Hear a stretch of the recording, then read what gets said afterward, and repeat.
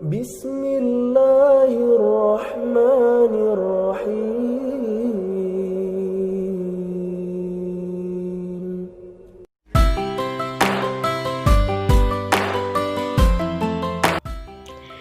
Assalamualaikum warahmatullahi wabarakatuh.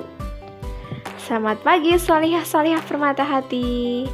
Bagaimana kabarnya hari ini?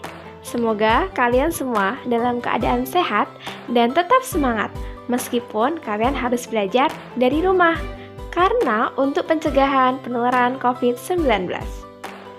Sebelumnya, marilah kita awali pembelajaran pagi ini dengan membaca basmalah bersama-sama. Bismillahirrahmanirrahim. Semoga kita dimudahkan untuk memahami materi hari ini. Hari ini kita akan kembali belajar tema 1, subtema 2, pembelajaran 3 dan 4. Adapun tujuan pembelajaran hari ini adalah anak-anak mampu. Yang pertama, membuat peta pikiran perkembangan hewan. Yang kedua, mencatat fakta dan gagasan utama dalam teks yang dibacakan guru. Yang ketiga, membuat kesimpulan berdasarkan ide pokok.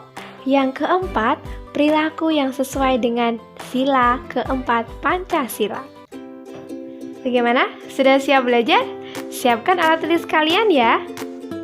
Baiklah, pada pembelajaran sebelumnya, kita telah mempelajari tentang perkembangbiakan hewan secara ovipar, vivipar, dan ovovivipar.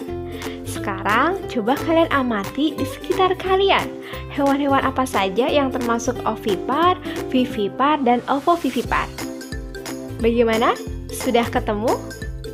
Kalau sudah, coba perhatikan gambar di sebelah Ustadzah.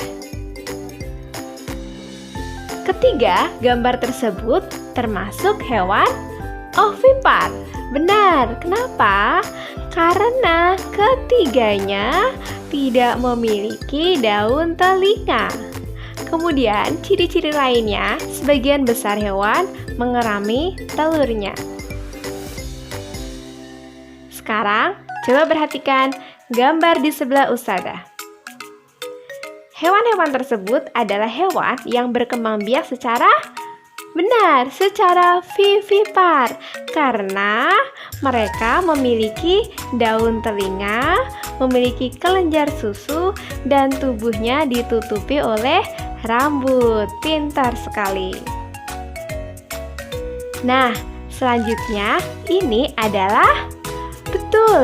adalah ular dan platypus. Hewan-hewan tersebut kita kelompokkan ke dalam ovovivipar karena hewan tersebut berkembang biak dengan cara bertelur dan melahirkan.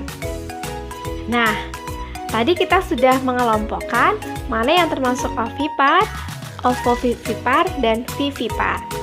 Sekarang kita masukkan ke dalam peta pikiran. Maka hasilnya adalah sebagai berikut. Selanjutnya, kita akan kembali menyimak teks laporan yang akan dibacakan oleh Ustadzah. Simak baik-baik ya. Ayam. Di Indonesia, sebagian besar ayam dipelihara dan diternakkan. Masyarakat memanfaatkan daging dan telurnya. Daging dan telur ayam sangat bermanfaat bagi kesehatan tubuh. Ayam jantan dan betina memiliki perbedaan. Ayam jantan lebih besar dari ayam betina. Ia memiliki jalu panjang dan berjengger lebih besar. Bulu ekor ayam jantan panjang dan menjuntai. Ayam betina berukuran lebih kecil dan tidak memiliki jalu, tetapi memiliki jengger kecil. Bulu ekornya pendek. Teks yang dibaca Ustadzah tadi adalah teks laporan investigasi. Apa sih Ustadzah teks laporan investigasi itu? Ada yang tahu?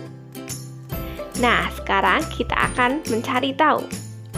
Teks laporan investigasi adalah teks yang dibuat berdasarkan hasil penelitian, peninjauan, pengamatan, maupun wawancara.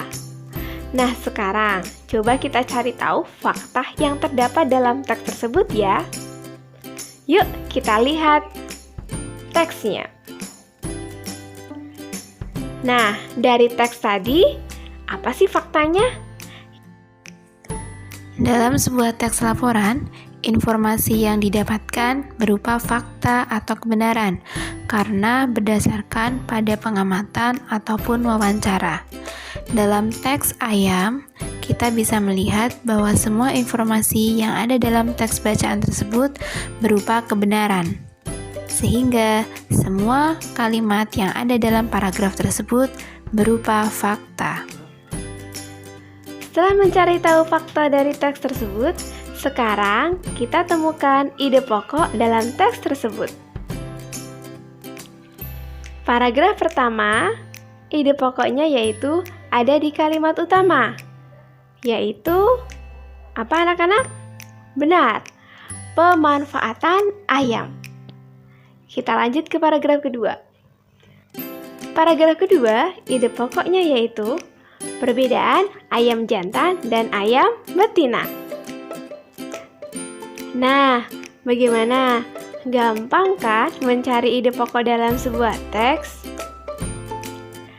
Anak-anak yang solih dan solihah, setelah kita mencari tahu fakta bacaan dan ide pokok, kita akan membuat kesimpulan dari bacaan yang kita baca. Ingatkah kalian apa itu kesimpulan? Kesimpulan dibuat berdasarkan ide pokok dan kata kunci dari kalimat penjelas dengan menggunakan kalimat sendiri. Coba sekarang kita cari kesimpulan dari bacaan tadi ya. Kita mulai dari paragraf pertama. Di Indonesia, sebagian besar ayam dipelihara dan diternakkan. Masyarakat memanfaatkan daging dan telurnya. Daging dan telur ayam sangat bermanfaat bagi kesehatan tubuh. Dari paragraf tersebut, kita cari ide pokoknya terlebih dahulu. Ide pokoknya ada di kalimat utama. Kalimat utamanya adalah di Indonesia sebagian besar ayam dipelihara dan diternakkan. Ya, kemudian ide pokoknya ada di kalimat utama. Apa anak-anak? Benar, ide pokoknya adalah pemanfaatan ayam.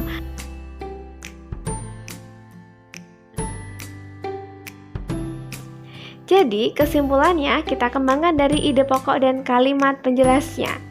Kesimpulannya adalah pemanfaatan ayam bagi masyarakat Indonesia adalah dengan diambil daging dan telurnya yang berguna bagi kesehatan tubuh manusia.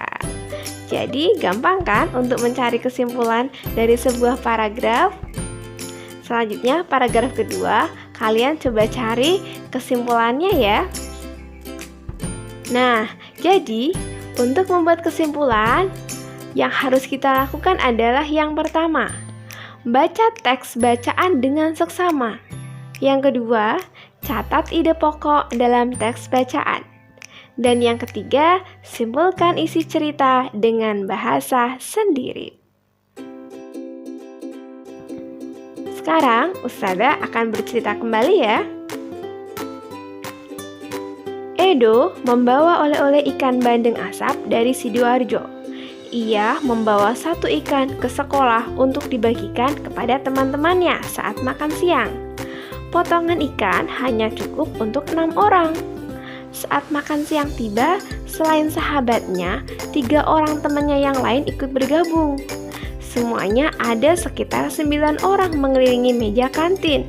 Edo bingung harus bagaimana, padahal hanya ada ikan yang cukup untuk 6 orang, sedangkan ada sekitar 9 temannya yang duduk bersama Edo. Lalu apa yang harus Edo lakukan? Nah, apa yang harus dilakukan Edo dan ketiga temannya? Untuk menjawabnya, kita harus pahami dulu kelima sila dalam Pancasila. Masih ingat apa saja kelima sila tersebut? Yuk kita lihat apa saja kelima sila dalam Pancasila. Yang pertama adalah ketuhanan yang Maha Esa. Yang kedua, kemanusiaan yang adil dan beradab. Yang ketiga, persatuan Indonesia.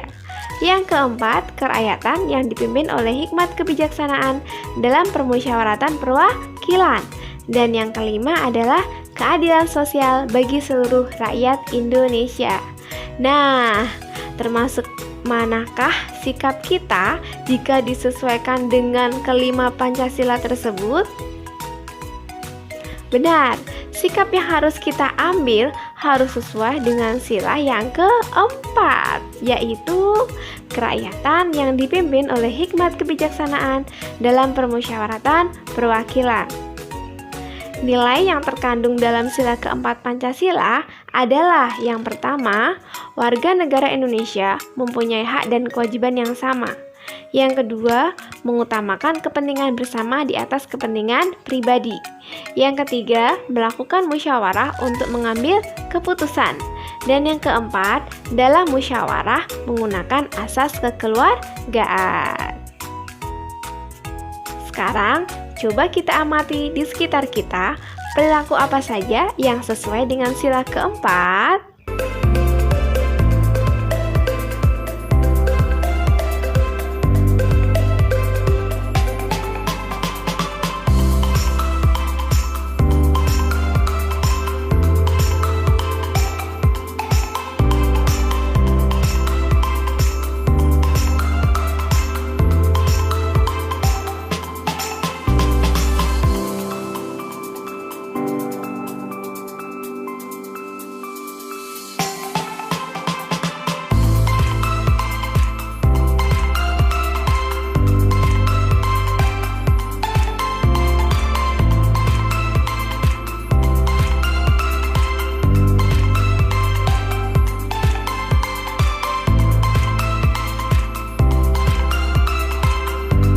Dalam Al-Quran Surat Al-Imran ayat 159 dijelaskan bahwa dan bermusyawarahlah dengan mereka dalam urusan itu. Kemudian apabila kamu telah membulatkan tekad, maka bertawakallah kepada Allah. Sesungguhnya Allah menyukai orang-orang yang bertawakal kepadanya. Anak-anak yang salih dan salihah, hari ini kita sudah belajar tentang apa saja? Ya, coba diingat-ingat. Tadi kita sudah belajar tentang ciri-ciri perkembangbiakan hewan.